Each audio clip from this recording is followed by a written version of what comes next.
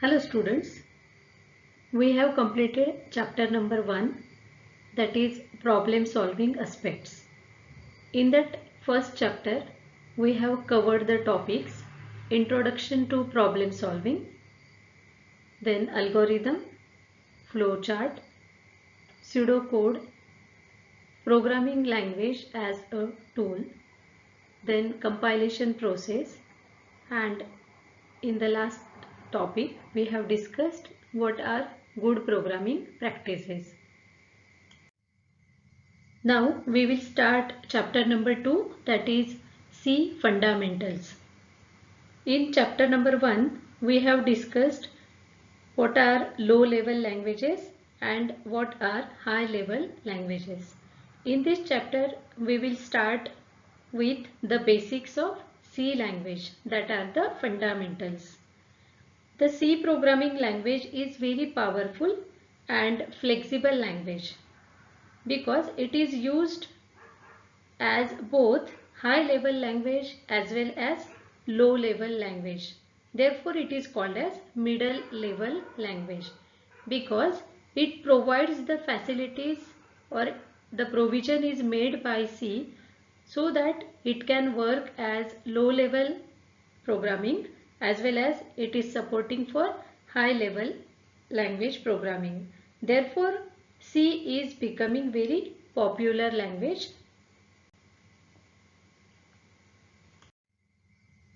Now we will see what is the history of C language. In 1960s, many computer languages were developed for specific purposes, for example COBOL and Fortran. But as they were invented for specific purpose, they are having restricted application areas. Therefore, there was a need of such a language which can work for variety of application. So, the need was for general purpose language. Therefore, the International Committee developed ALGOL 60, and the development of ALGOL language led to the development of C language. Now we will see the development stages of C programming language. Just we have said that the International Committee develop or invent ALGOL 60. ALGOL 60 was modular and structured language, but that language was too abstract. We can say that the language was ambiguous. Also, it was too general. Therefore, this language did not succeed, and ALGOL 60 was developed by an international committee in 1960. Because of the failure of ALGOL 60, the new language, that is Combined Programming Language or CPL, is developed at Cambridge University and University of London in 1963, and that language was the successor of ALGOL 60. But this language was hard to learn and also difficult to implement. Therefore, the next language invented was Basic Combined Programming Language or BCPL, and this language was very close to the previous one, that is CPL. This language was developed by Martin Richards at Cambridge University in 1967. But this language was also less powerful and it was too specific also. Therefore, it is also failed. After that, the B language was developed by Kane Thompson of Bell Laboratories in 1970. This language was machine dependent and a typeless language. Therefore, because of this reason, Dennis Ritchie started his work on the next language. After that, Dennis Ritchie got success, and as a father of C, he has invented the language C. And the early development of use of C was closely linked with Unix operating system. Therefore, C is developed step by step, and at the last Denis Ritchie was called as the father of C because he has developed the C language at Bell Laboratories in 1972. Now we will see what are the applications of C language. As a first application, we can say that C is general purpose programming language. As it is general purpose, it is not for specific application area. We can use C language for variety of applications, or its application area is a wide one. It is not as like COBOL or Fortran language, which are used for specific application areas. Second application is C is well suited for business and scientific applications because C provides us a variety of features in which it is providing us set of operators, control structures and bit manipulation, and all these business and scientific applications requires all these features. As a third point, we can say that C is widely used for system software like operating system, compiler and interpreter.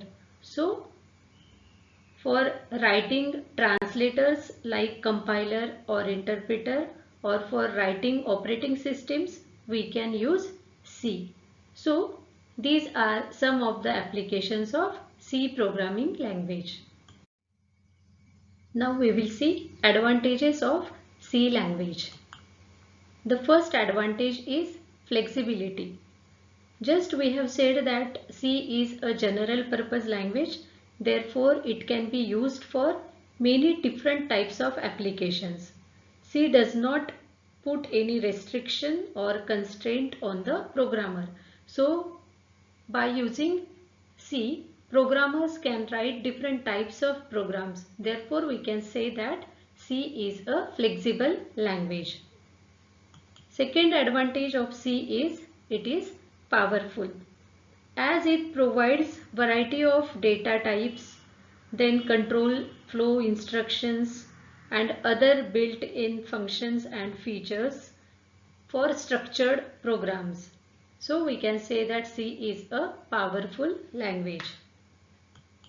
Third advantage of C language is it is small in size. C language provides no input-output facilities or file access. This job is done by the functions. Therefore, with the help of these functions, C becomes small. C has only 32 keywords, and in this way we can describe, or C requires very less or small space and it can be learned quickly. Therefore, we can say that C is a small size language. Next advantage of C is modular design.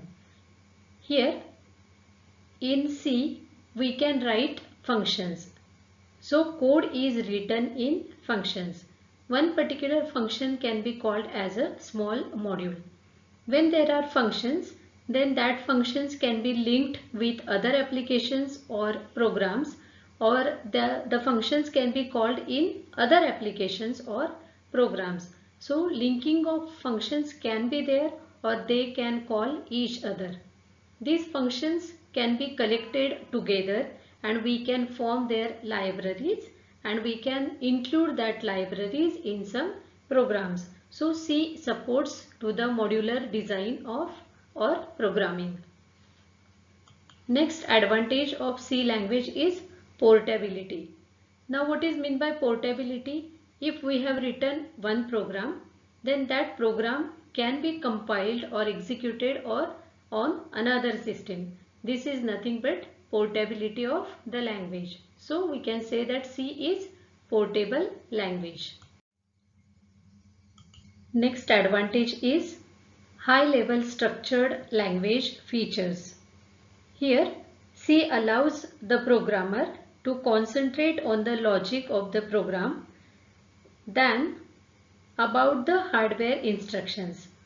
Therefore, we can say that C concentrates on the logic rather than the hardware. Next advantage of C language is low level features. Here C has close relationship with assembly language. Therefore, it will be very easy to write assembly language programs in C. In this way, C is providing the features for high level structured language as well as low level features are also supported by C language. Next advantage of C is bit engineering. Here C provides the bit manipulation operators. So by using some operators we can perform some operations at bit level, and this becomes a great advantage of C over other languages. Next is use of pointers. Here machine independent address arithmetic is used. Means with the address of particular variable we can fetch or retrieve the value of that variable, as well as we can perform some operations on pointers. Next and last advantage of C language is its efficiency. Program written in C has development efficiency as well as machine efficiency. Development efficiency in the sense that C concentrates on the logic of the program, and machine efficiency in the sense that it is fast to execute. In this way, these are the advantage of C language. Now we will see drawbacks or limitations of C language. So first limitation is C does not provide bound checking on arrays. Here arrays are the structures in which we can store many similar type of data elements. As C is not providing bound checking on arrays, user has to keep track on the elements in the array. Otherwise, some unexpected errors can be displayed and it will be difficult for us to locate that errors. Second limitation is order of evaluation of function arguments is not specified. We have discussed that C is supporting the modular design. So function is nothing but a small module in the program. Whenever we are using any function in C program, we are passing some data in the form of argument or parameter, and on that arguments or parameters the function is executing. But whenever there are more than one arguments or parameters, then we cannot predict the order of evaluation of that parameters.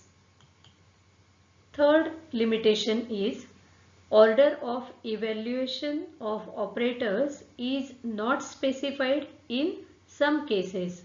So if there is some expression and more than one variables are used, then in some cases we cannot predict their order of evaluation. Suppose there are two operators, one is assignment operator and another is increment. Then in some cases we cannot predict that whether the assignment operator will be evaluated first or the increment operator will be evaluated first. Now next disadvantage or limitation is C is not strongly typed language. Here meaning of this statement is Compiler is not strictly checking and indicating the errors for some statements. For example, mismatch of data types. And because of this, some unintentional errors can be displayed and it is difficult for us to trace that errors. Next and the last limitation is heavy reliance on preprocessors, which leads to unexpected output. We have said that we can use many of the ready-made functions by using the libraries. So if library is available, we can include that library in our program. And as that library is pre-written and pre-compiled, it is the job of preprocessor to link that libraries, and therefore due to high reliance on that preprocessors, there can be unexpected output or some side effects can happen with C. So these are the limitations of C language. Now we'll see structure of a C program. In the first section, there is documentation section. In documentation section, we can write comment lines. So what is a comment? It can be any information related to the program. Information can be related to some function or related to the instruction, but it gives some extra information of our program. Second is a link section. It gives the instructions to the compiler to link library files and other user files so that the file can be loaded into memory for execution purpose. The next section is definition section. Here we can define all symbolic constants like hash define. Here we can define the constants like pi or any other constant variables. Then the next section is global declaration section. Suppose we are having some variables which we want to use by all functions, then that variable should be declared as global variables in the global declaration section. Now in the next section, there is a function. Every program is consisting of one main function. So one main function is written and then it is having a begin and end. Inside begin and end, there is a declaration part and execution part. In declaration part, there are the declaration of local variables which are only for the main function. And then in execution part, we can write down any formula or any computation which we want to execute from that program. Now the next section is called as subprogram section. It is consisting of all user-defined functions that are called in the main function. So these functions which are written in subprogram section are called by the main function, and this function generally can appear after the main functions. This is all about today's lecture.